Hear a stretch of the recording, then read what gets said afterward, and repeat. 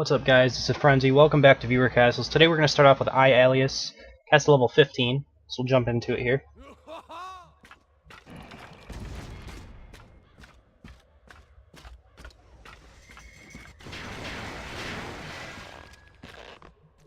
Alright, so I see that, and I'm able to back up in time. There's nothing wrong that you necessarily did. A lot of it's because... there's a few things that you could do better. But mainly, this is because you have low-level hunger bots, so you can't put it as far back as other people can. But if you can try to just put this a couple hexes down, I believe, let me take a look. Yeah, you'll notice that when I'm coming in, this is right next to the skill bar. If you can put this down just like 1 or 2 hexes, it'll cover it up more by the skill bar, and it'll be a little bit better for you. The problem is you just have low-level hunger bots, so it's difficult to get that angle that you want. It'll probably work 1, maybe 2 hexes over, and you can have the hunger bot pull on an angle like that. That's about the best that you can do to hide it at your level. So with this, I would almost prefer you to have a Defendatron instead of your hunger bot, and then leave the Bone Puppeteer as well. I think the Bone Puppeteer is fine, but adding a Defendatron to guard the Jimbo will add to its sustained damage quite a bit. Give it more chances to hit and stuff like that. I think that's better. What else? This looks like... okay. I was going to say it looked like a fake, but it's not. So this is good. I like the Cyclops plus archers, and if they start to go over this mouse wheel trap, they don't really have a reliable escape, which is another thing I like. You could even try moving your aggro circle back a little bit so it covers like the edge of this. The problem is then they could probably squeeze by here if this is the way that your castle goes. So I think how you have it set up is pretty good. This is going to be another pull. Again, this guy was a little bit delayed. You used 2 pulls to try to get it to work. It's just the fact of the matter that you have, low-level hunger bots. It's difficult to make these work. Honestly, I might stick with just one of the hunger bots and hope that you get the hook. I mean, there's not much else you can do, or just scrap the idea and go for something a little bit more stable. Probably like pull through the wall or something like that would be better. The problem is you only throw into these 3 Cyclops, it looks like, which isn't enough damage to really justify using a springboard trap. I would prefer this to be one of these Cyclops and more archers, or... I don't know. I just don't really like... when Cyclopses, when you have 3 of them and they're like all in one group, I don't really like them when they're on that specialization. I would prefer like the overhead smash or something like this. I do like the specialization you have Feet Pound more on, though. That's good. Your Bone Puppeteer is a little bit late to the party, though. I would say if you can speed him up or delay him, the way you would do that is by turning him a different way. So you'd have like the Pete Poundmore turned away from where he needs to run and the Bone Puppeteer towards the way he needs to run. Or jockey their positions a little bit. Just try to make it so that the Bone Puppeteer arrives a little bit quicker. Would be good. Again, with this group, I don't really like stacking charging Cyclops. I don't think they do that much damage. I would like to have like one of them and then archers. I think that would be a little bit better for the damage you would do. If you're not going to do that, I would rather you have the over-the-head slam on your Cyclops, but then that would affect your earlier Cyclops plus archer combo, so it's kind of up to you, I guess. Alright, and then this one, just 2 fake Snobbers it looks like, and then the boss room. And the boss room is... Robo Shieldatron, a healer, and a Scorpio. I think I like this boss room just fine. It's got a good sustained amount of damage where you can keep everything alive pretty well, and then you have a Scorpio to deal damage. Yeah, it's pretty good. Works better, I guess, as a time-wasting boss room rather than a damage-dealing boss room, but I think that's fine. Alright, not too bad of a castle. We will jump into number 2 in just a second.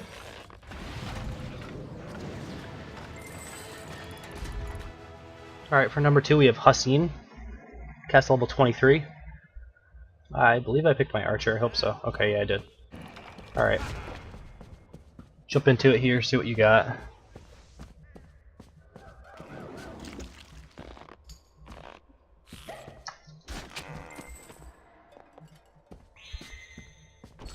I know there's something pulling here. I heard the Defendatron. Alright. I like the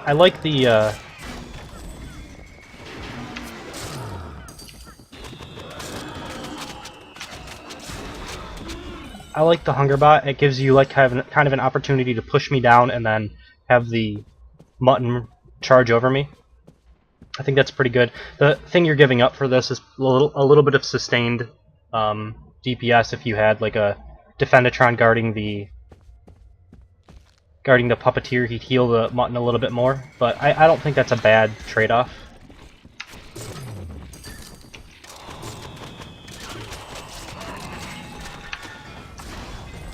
Alright, this is pretty good for a Jimbo setup. So far, so good.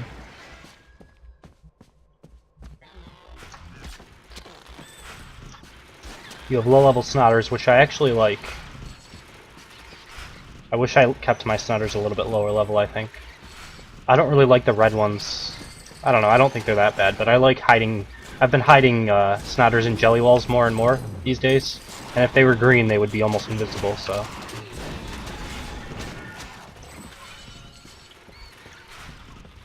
Alright, so far everything's been set up pretty well. Maybe this trap could be like a ballista trap that punishes someone for trying to abuse this corner. I know you have a fire mine here that would like, you know, screw up or screw with or something like that. I think you could put another one like down here though, somewhere in this range, and that would be almost the same. I realize you're probably trying to use this Scorpio to pull into the fire mines, which is okay. It does a little bit of bonus damage, but honestly you're going to get hit by one or maybe two traps, and that's the same as like 2 ballista shots. So if they have to wait around in this area, a lot of the time they're going to get hit by a ballista. It kind of just punishes them for abusing that corner right there.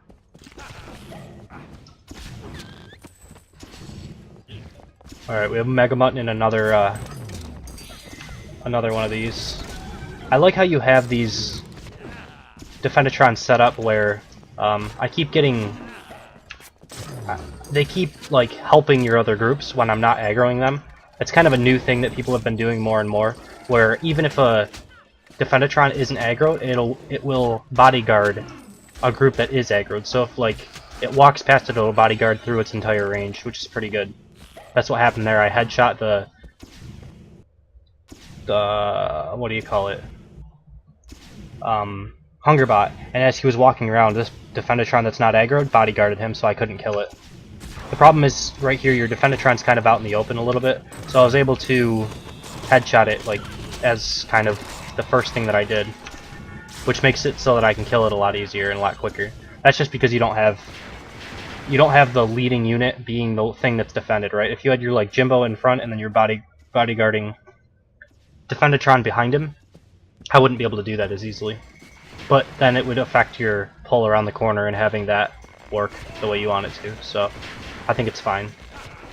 You have a lot of slow traps, which are okay because there's not many mobs here, although I would argue that this one specifically should probably be a ballista, because I'm going to pull this and I'm going to pull back into this room, so it gives you a lot of time here as I'm waiting for whatever mobs come around. And again, it looks like you might have... oh no, you actually have a Defendatron with this one. It gives you a chance to do a little bit extra damage that way. Alright, the Zeke with the bodyguard, I like that. The Squidly I'm a little indifferent about. I guess if you can't really fit in any support, so I think it's fine, I guess. You ended up getting the bodyguard off, or the bad dog and bodyguard off, so that's good for you. That Zeke is just going crazy. Unfortunately, he missed with a lot of his arrows.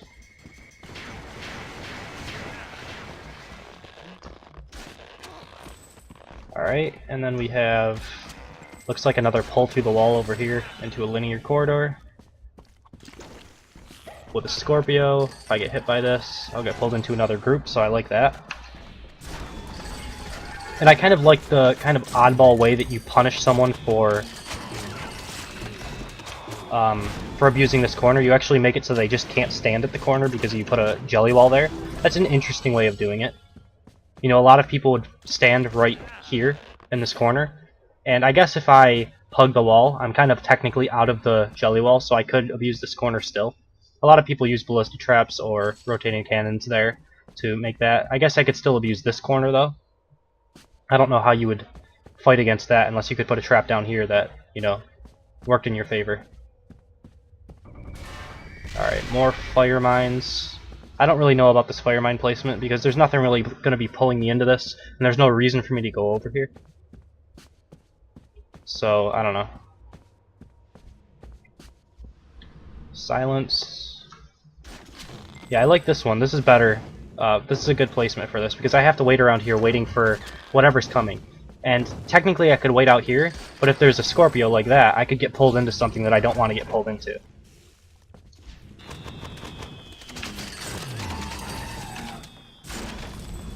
Alright.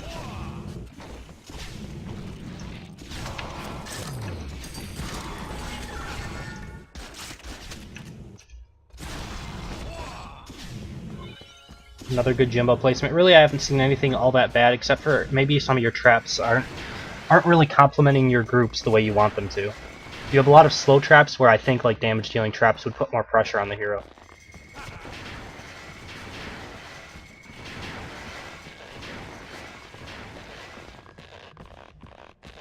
Although I guess you could be going for time wasting mechanics. Although I think some of your groups could be better if that's what you're going for. Alright, the one thing I would say if you're going to use 3 Scorpio Boss Room, you shouldn't put them so close together. Because I should have been able to initiate with a volley if I was playing smarter, I guess. I don't know.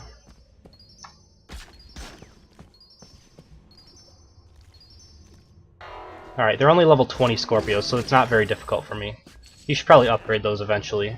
Like, the next thing that you upgrade should be Scorpios, I think. It's a pretty big upgrade because it's their rank 4, so...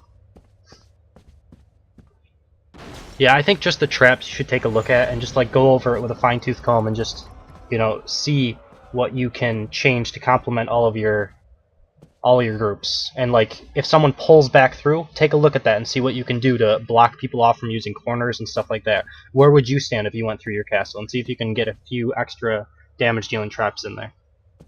So yeah, we'll jump into number 3 in just a second. Okay, and lastly we have Hyperous, castle level 13. Go through it really quick because he doesn't have all that much available to him at this point, so we just have to make sure everything's kind of synergizing well.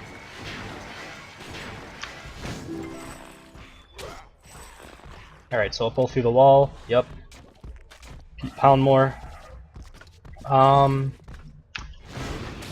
I would prefer, probably, to make it so that you only have one derp here, and then you would have 3 points left. 16, 17, 3 points for some sort of support for the Pete Poundmore, either a puppeteer or a bad dog, depending if you even have bad dogs available to you, I'm not sure.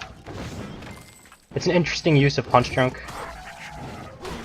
We don't usually see it all that much because it's hard to make use of. I wouldn't say it's bad. You should probably put your Archer farther back though. I would say like Zeke as far back as possible. Then you have the one Hunger Bot somewhere in this general area and maybe another one over here. I don't know, something like that. And that's a total of 20 points, so there's no spotting that you can do with that if that's how you put it, which I think it's fine, I guess.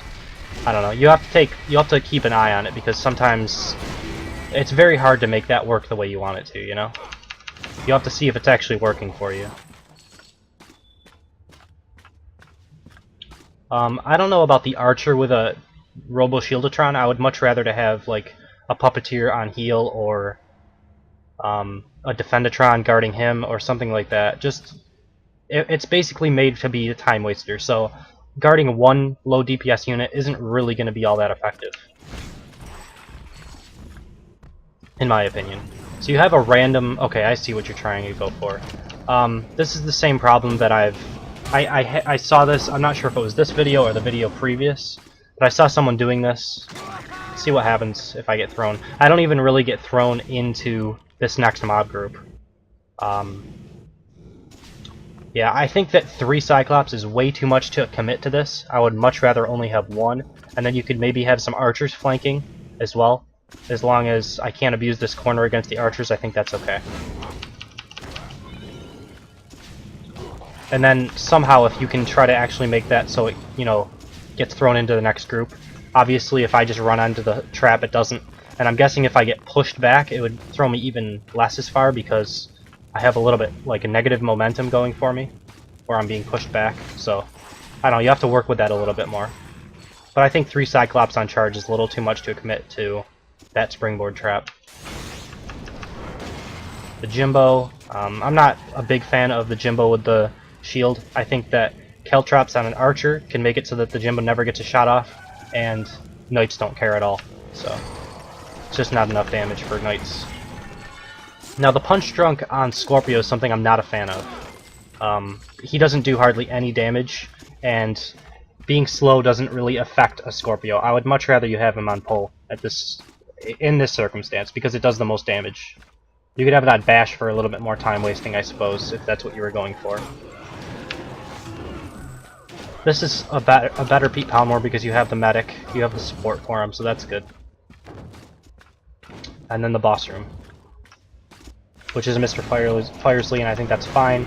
I think you're lacking. I think you can fit in a Bone Puppeteer or something with this, so you might as well do it, because then the person has to ignore the Firesley and go after the Puppeteer, which keeps the boss alive longer. Or if he doesn't, then the heal kicks in, and that'll keep him alive longer. So I think you should put in the 3-point Puppeteer. Try to find a way that you can fit that in somehow. So yeah, that is the last for today. If you guys enjoyed, please subscribe. If you want to be a part of viewer castles, you can email me at FrenzyCastleRuns. You can also comment on my castle or comment on a video. Give me your in-game name, summon level, and castle level is appreciated as well. And that's pretty much it. Thank you guys for watching. Hope you enjoyed it, and I will see you next time.